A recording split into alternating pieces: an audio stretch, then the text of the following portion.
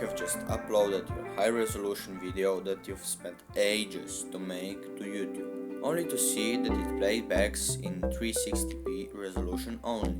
Just calm down. Hi, I'm Mr. Green, and in this video I'm going to show you how to fix this problem.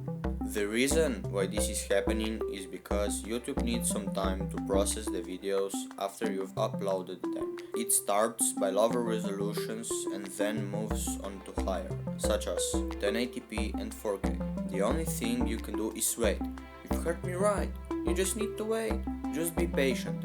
As they say, time will fix everything. Now, when you are hopefully calmed down, consider subscribing. That's all for this video. See you in the next one.